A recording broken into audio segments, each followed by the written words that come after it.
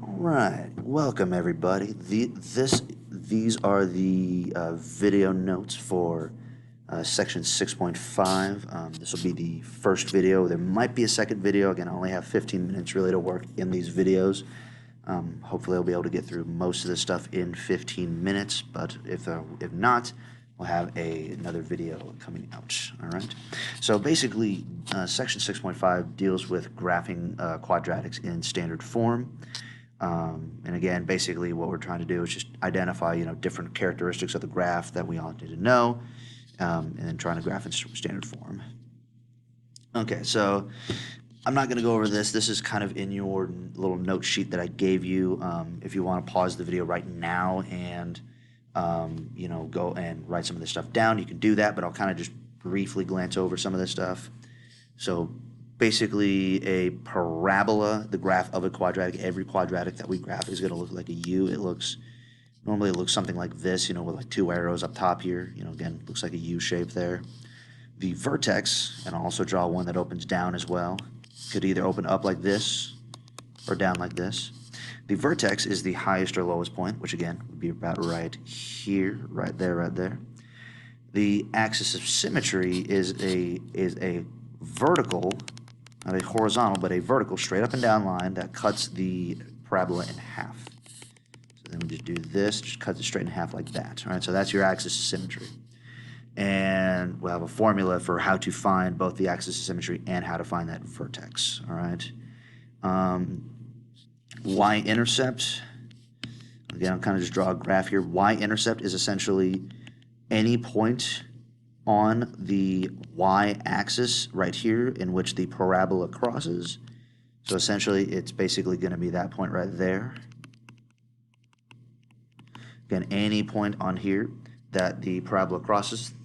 The max and min, maximum and minimum values, that's basically whether or not it's the highest point. It's basically whether or not your vertex, again, I'll kind of put vertex in for this. It's whether or not your vertex is either at the lowest point of the parabola or at the highest point of the parabola, all right? Because again, this one right here, at the low point, that's a minimum, all right? Usually we'll simplify these down to max or mins. And this one right here at the top is a maximum value, okay? And then solutions and roots, I'll also put the term zeros there. Zeros, that's basically the same as the x-intercept. So the x-intercepts, when we're looking at that,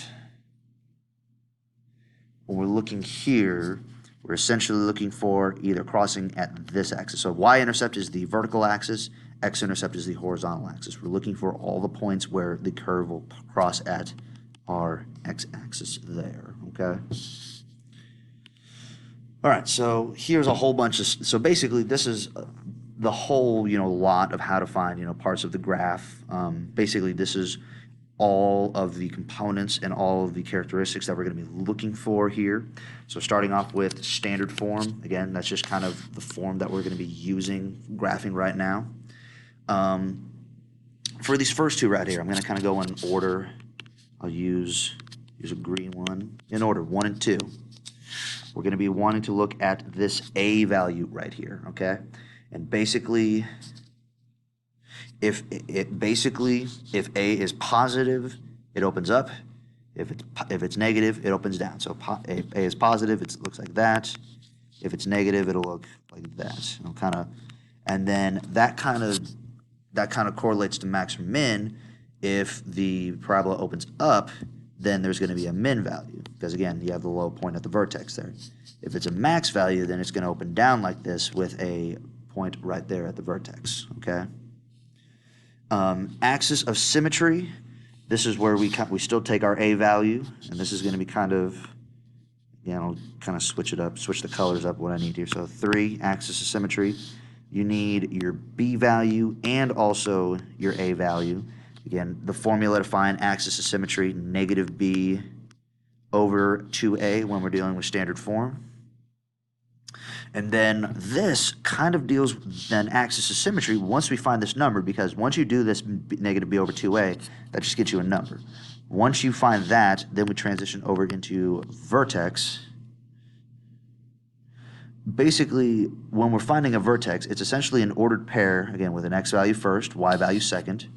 The x value is going to be your axis of symmetry. So whatever number you find for your axis of symmetry, that's going to be your vertex. That's going to be your x value of your vertex. Now to find the y value, we just do what it says right here. We're just going to plug whatever this x value is right here back into our equation and then solve for the y value. And once it is, it's essentially the vertex. We write it as an ordered pair, x and y, okay? The y-intercept, again, I'll kind of write it down here. That's essentially your c value. All right, actually, I'll write it, go in red this time, c value. So that's your y-intercept. For standard form, all right, that's all you're looking for is standard form, all right? And standard form is just the c value. The solutions and roots, again, we're looking for x-intercepts. That's when we graph. Again, that's when we look on the graph. Domain and range. Domain is basically always going to be this. It is always going to be that, all right? Domain is basically always going to be, this is negative infinity to positive infinity there, okay? And then range, we'll kind of go over when we look at range here. But essentially, if the graph opens up, then it's essentially our y value of our vertex first, and then infinity second, all right? With a bracket around that number. Again, anytime that we're doing domain and range, if we have infinity, either an infinity or a negative infinity, it's going to be a parenthesis around it. If it's a number that's included, it's going to be a bracket. So again, if it opens up like this, it's going to be essentially the y value of your vertex first, and then to infinity. And then range is going to be negative infinity. If it opens down, it's going to be negative infinity to the y value of your vertex. All right. Again, all you're looking at either opens up or down, and the y value of your vertex for range. Okay. So again, that's a lot of stuff kind of going out there. Let's go through and demonstrate how to. Let's demonstrate with an example here. Okay. So we have the equation 2x squared minus 16x plus 24, and automatic. So we're basically going through and determining, you know, so we're going through just determining what characteristics we want to go with it. So first off, opens up or down. I'm looking at this. Oh, darn it. Go with the red actually. So first off, I'm looking at that a value, okay? This a value is 2. That's a positive number. Positive. I don't even care what the number is. I'm just looking at it. Is it positive or negative? Hang on.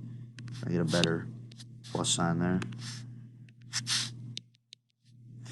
So means it's going to open up if it's positive, which means if it opens up like this, there's going to be the low point right here, which means it's going to have a minimum value, okay? Let's see. Now for axis of symmetry, I'm going to kind of, I know there's not a whole lot of space there, and I apologize for that. And we're going to use our formula negative b over 2a. I'm going to go over here to do that for axis of symmetry. Actually, I'll go with green here to kind of go along with what we're doing.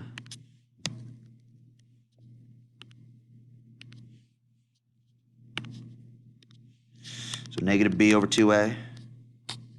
And so looking here, my b value is negative 16, but I want the negative of that negative 16, which, oh, come on, which is just positive 16. And then over 2 times, and looking at my a value again, 2 times 2. So again, if we do that, it's 16. 2 times 2 is 4. 16 divided by 4 is 4. So axis of symmetry is x equals 4. Now for my vertex, I already know this first value of my vertex. It's whatever my axis of symmetry number is. So I know that my vertex is, the x value is 4. Now to find the other value, the y value, what I'm going to do is take that 4, plug it in for my x up here. So I'm going to actually do that down here. 4 squared minus 16 times 4 plus 24. And if we do that, let's see, we got ourselves 2 times 16 minus 16 times 4 is, I think, 32, 64 plus 24. This gets us 32 minus 64 plus 24. And then over here, I'm going to actually, and then that gets us negative 32 plus 24, which is negative 8. All right? So our vertex point is 4, negative 8. And I'm actually going to go ahead and graph that on here. It's going to go to this point here, 4, down to negative 8. The y-intercept, going to go yellow here, going to go color coordinated here. Again, all I'm looking at is that c value. And that c value, I'm not looking at anything else. All I worry about is that c value. And it looks to me, my c value is 24, so my y-intercept is 24. All right? I'm going to skip solutions, and I'm not going to graph that on the graph. I'm going to skip solutions, go straight to domain and or range. I'm going to go to red on this one. Domain, negative infinity to negative infinity. That's how we say that right there. Parenthesis, negative infinity, comma, infinity, parentheses. Every single time for domain. Every problem, every single time for domain there. All right? Range, that's a little bit different. All right? Now again, I'm looking at whether or not, so first thing I need to look at for range. Number 1, does it open up or does it open down? Up or down? You see that it opens up, so I'm going to put in for my range an infinity. If it'll write anytime soon. There we go. I'm going to put an infinity. With a parenthesis. Every single time I have an infinity, I'm going to have a parenthesis. And then comma, and then for the second, and then once I get that done, I'm going to have a bracket, and then whatever number, and then the number that goes here is going to be the y value of my vertex. Up here it's 8, negative 8, excuse me, so the range is going to be, come on, negative 8 with a bracket to infinity, all right? So I got my domain, got my range, all right? Now, when we're graphing, and I'm going to do this in darkening, what I always do in the middle of my table is I put my vertex, all right? And then what I'm going to do is I'm going to go 2 numbers down from 4, so 3 and 2, and then I'm going to go 2 numbers down, up from 4, so then 5 and 6. My x values are the numbers, these are the numbers I can pick. These ones, again, I have to plug in, all right? So again, x values I can pick, these numbers I have to plug in. So when we go ahead and plug these in, and again, I'm running out of a little bit of room here, I'm going to get, basically, we plug the 2 in for x here, it's going to turn into 8 minus 32 plus 24. It turns into a negative 24 plus 24, which is 0. Now, the reason why I like putting the vertex in the middle here is because every time you use this for your table, you do it for your table, you're going to see kind of a symmetry going on here. So basically, this and that, y values, those have to be the same y values. And then those ones excuse me, those have to be the same y values. So when I plug 6 in, that's going to be 0. And you can even try it. Plug 6 in. It's going to be 0. I'm going to go ahead and start plotting some points here.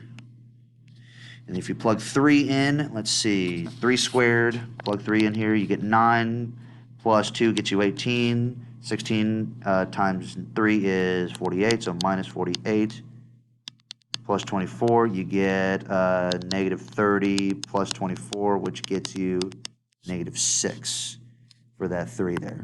And again, negative 6 for the one up here, it's got to equal the one down here, so it's going to be negative 6 as well. All right, so go 3 down to negative 6, 5 down to negative 6, and then we'll go ahead and start, and then that's all the points you need to graph. Go ahead and graph that.